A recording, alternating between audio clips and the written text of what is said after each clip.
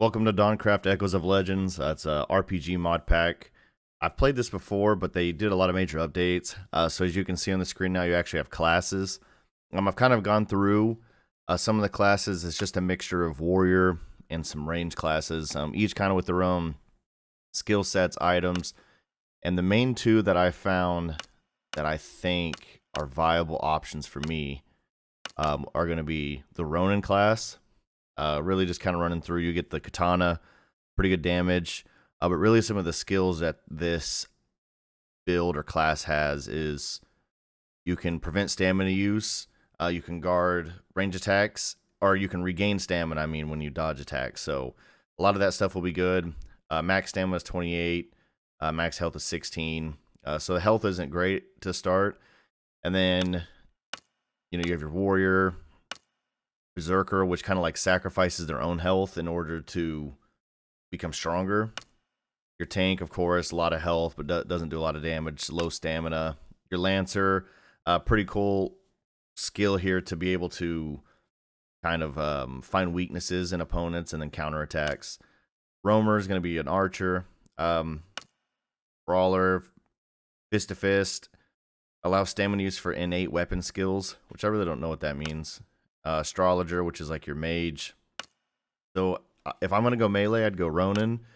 If I'd go ranged, I'd go Astrologer, only because with the, of course, archer, you got to keep getting the arrows, and with the mage, you just get your mana. It will regen itself thanks to the armor that also helps it. You get max armor, and then, or not max armor, you get max mana plus 25, so it's just going to help it. So I'm going to pick the range build. I'm going to go Astrologer. We're kind of go a magic route with this run through. So here we go.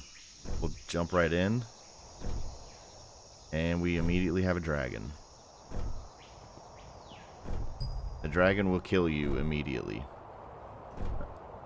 We're going to try to hide from that. Got a little guy here. We're going to try to stay hidden. Talk to him. Porok. Hello, fellow. You're finally awake. Welcome to our world. You must be confused as to why you ended up here and who you're speaking to. No. Well, regardless, I will begin my disquisition, as I do with every adventurer summoned here. You're summoned here to defeat the Ender Dragon, fabled beasts like giants, werewolves, and other dragons started appearing 2 winters ago, wreaking havoc and disrupting the balance of our realm. Our elders told us that the Ender Dragon has been blighted by a certain malicious deity, and that both the dragon and the deity must be destroyed to bring peace to our realm. Thus, we call forth your aid, brave adventurer. Obtain at least 12 mystic eyes. Use them to locate and open the gateway into the end. A few of these eyes can be crafted, but most are held by powerful entities. We don't know who or where these entities are, but the native inhabitants might have a clue. Look for their guild masters. They're most knowledgeable when it comes to those matters. You'll need to get stronger, way stronger. The native inhabitants may also teach you different fighting skills if you treat them well, at least. As a general of thumb, don't attack or steal from them. They're not a forgetful bunch. They are, however, forgiving if you pay off your sin through their ledger chest. Also here, take a spirit orb. Collect 4 of them to upgrade your health or stamina. If you ever see one of my kind, interact with them and prove to them your prowess and intellect. They will surely give you something in return if you ever forget these information. An adventurer told me once that they jotted it down in a place called Wiki. He said a seasoned adventurer will know what it means. I'll wish you well in your journey, my sweeting. Expect tough obstacles and roadblocks ahead, but know that they will only make you stronger. God be with ye. Alright. So, just to kind of get a starting point of understanding what we got to do here. So, our village is close here, but you definitely need to get to a village first. That's like the #1 thing. Try to avoid nighttime. Get to the village as fast as you can and get a bed, get your respawn point set, things like that. So this game is meant to be played in third person at times. Mostly we'll be playing in first person. If you have a melee build, you'll actually click R to go into fighting mode. But since we're ranged, we don't really have that. So our first village is 100 meters. Sometimes it can be really far away. So this is actually a good start for us. We'll just swim across this. Hopefully nothing attacks us. Oh, there's the dragon. He's above the village. It's perfect. I have no idea what that's going to mean for us. So, found the village. Like I said, we need to set our spawn points. Let's try to just sneak into one of these houses real quick and tap the bed, set our respawn point. I'd start there, just randomly click one. Oh. That might be over for us.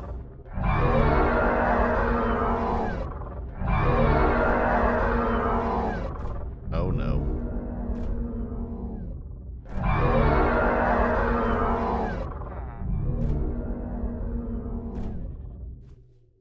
I don't know if he's fighting or just...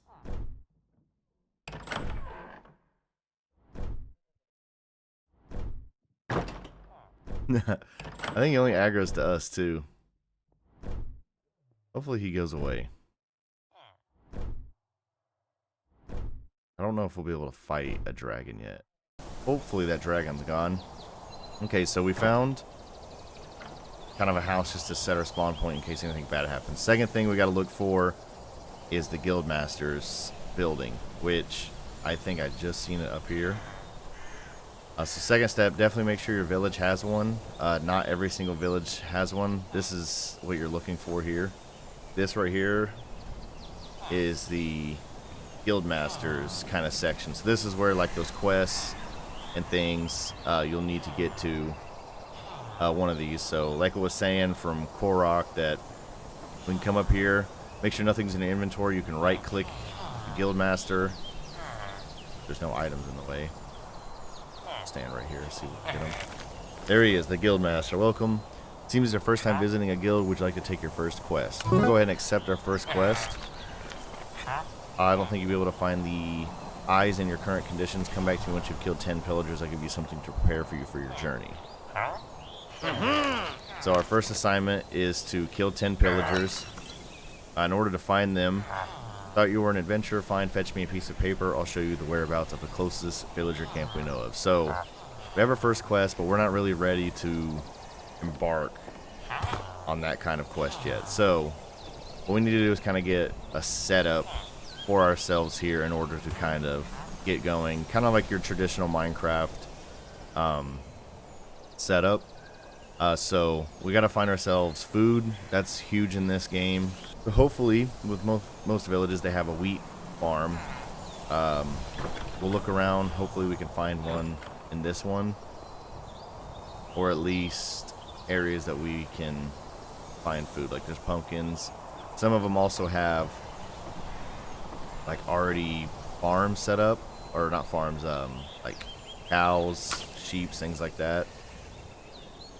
So we'll kind of search around here and see if we can find one. If not, we're gonna kind of have to build one ourselves. So with villagers as well, you know, it said to not steal at all.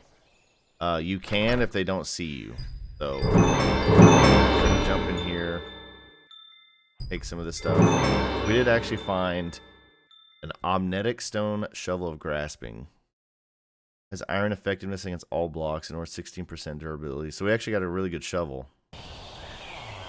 Oh, did we just find one? No. Well, yes, but not a great one. But we can add on to this. So we found a broken farm. We have a shovel. Let's get this kind of fixed up a little bit better, and make sure that we can get ourselves like a consistent supply of food. This, I'm gonna fill all this in. This might be decent start for this. So of course, I mean, we got wood from that, but one cool thing with this mod also is the tree cutting mechanism in it. So you just find a tree. If you don't hold shift and you just hit the tree at the base, it'll slowly break the tree down and the whole tree will fall. Of course, with a axe, it'll be much quicker, but I just kind of want to show you the mechanism. And then ideally, one of these houses is abandoned or doesn't have a bed in it. But see, this house is good, but it does have 2 beds and a villager's actively trying to get into it. So we don't want to do that. Again, you don't want to upset the villagers' reputation. You'll see like a red thing appear above their head if you do something to upset them, and after so much time, if you upset them too much, you lose kind of access to the village and they'll attack you. But it is almost nighttime, so we are going to have to kind of just make an executive decision here. I'm going to place 2 dirt blocks. I don't even know if that works, but we're going to try it. So we'll sleep here. Hopefully the blocks, you know, covered it up. They don't like us sleeping in their bed, but we do not want to be up at nighttime. There was that big house over here. Maybe we could take over the top section. It doesn't really seem like there's any villagers over here. Oh, I think that's what we will do. I think this is going to be where we're going to call home. I'm going to try to break these, and then maybe it'll kind of reset the game of like thinking it's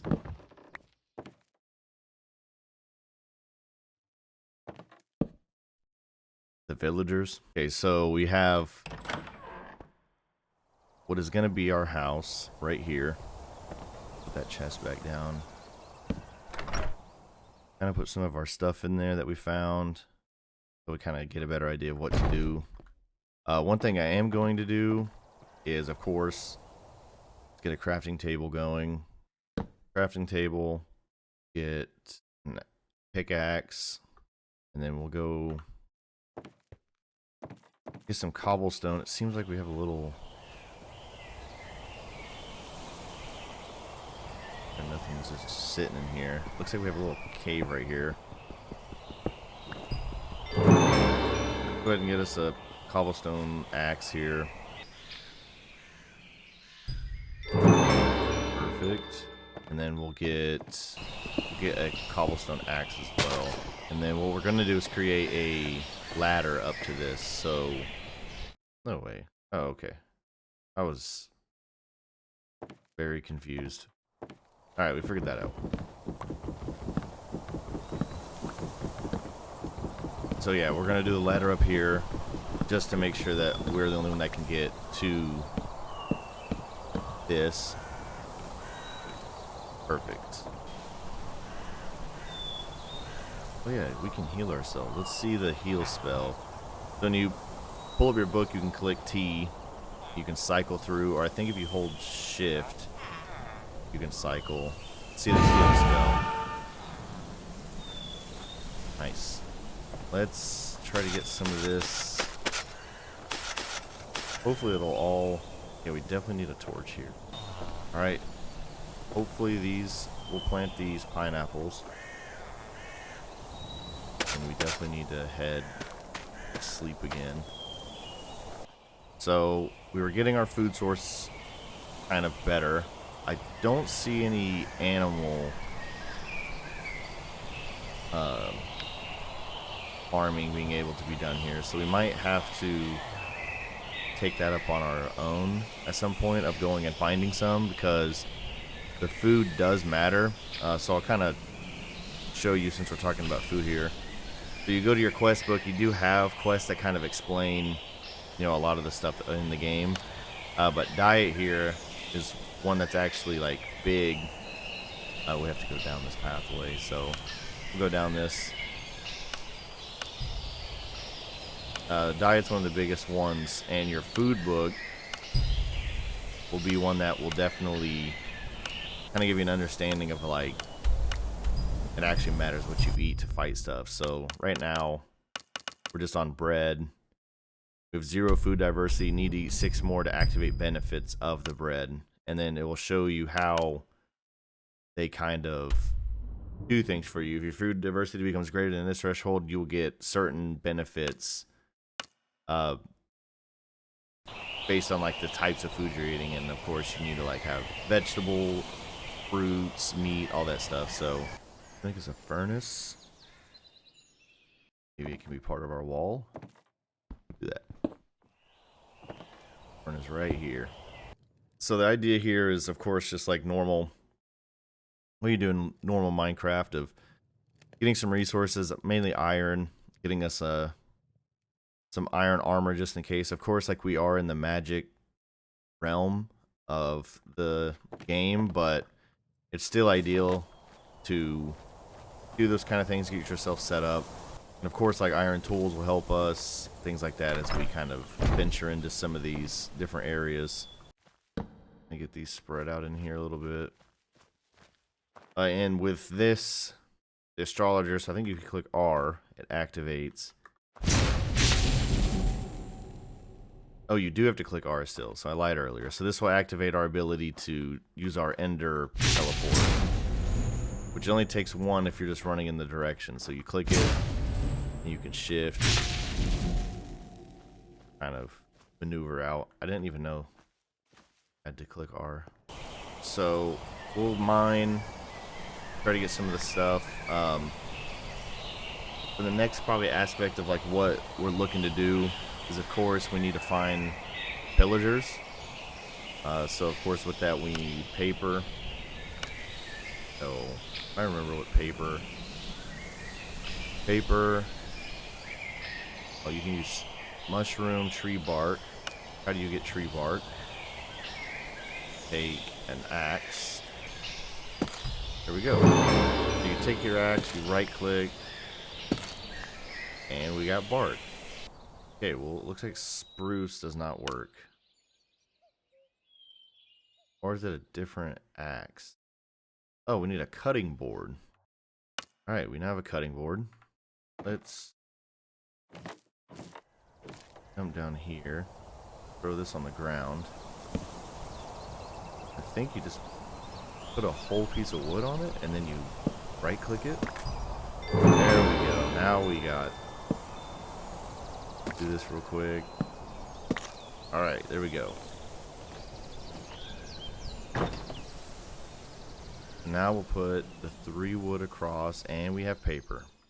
Sleep. Then we will go back to the warden, or the guild master, I mean, and have him show us where these pillagers are. Here he is. He brought you a piece of paper. Thank you. Now we click them, maybe? Here you go. You may find pillagers somewhere closer, though. Those buggers are infested everywhere. We now have a destination. Does it automatically? Yes. So if you click M, you have this map, but if you click M, you do have your big map. So we now know where our main quest, the pillagers. And I'm going to mark our home here, just so I see it. If I ever get lost or just want to run back or that. So we marked home. So yeah, that'll be the end of episode 1. Be on the lookout. We'll make like kind of quick guides around this mod pack. That'll be kind of separate videos, but this is the Let's Play. If you enjoyed this video, consider subscribing, and I'll see you in the next one.